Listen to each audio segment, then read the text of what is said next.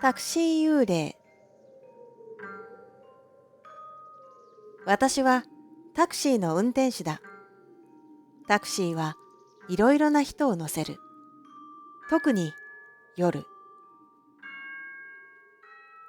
ある日、終電も終わった時間、私は繁華街で若い女性を乗せた。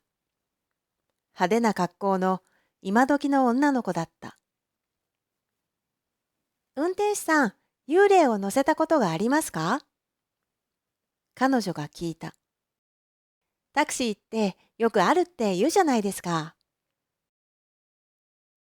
いいえ、私は一度も。ですが、噂は聞きますよ。私の会社のある運転手が、ある晩、髪が長い若い女性を乗せました。お客さん、どちらまで？運転手が聞くと、その女性は暗い声で、まで、と言いました。その場所は墓地の近くです。運転手は嫌な予感がしました。前を見て運転していると、どういうわけか、後ろに誰も乗っていないような気がします。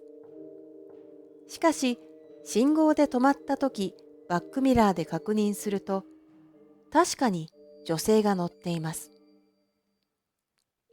やがて、墓地の近くに着きました。お客さん、着きましたよ。運転手はタクシーを止めて、後部座席を振り返りました。すると、そこには誰もいませんでした。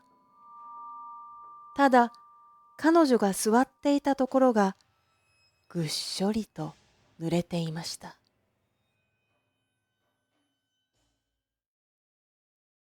まあ、こんな話はよく聞きますけどね。でも、実際に経験したことは私はありません。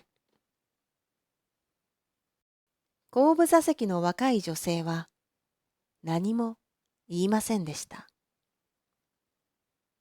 やがて目的地に着きました。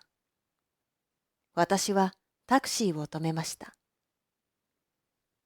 お客さん、着きましたよ。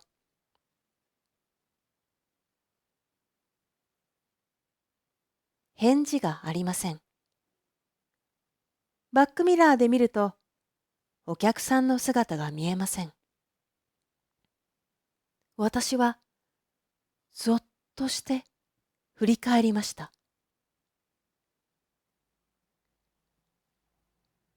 お客さん、起きてください。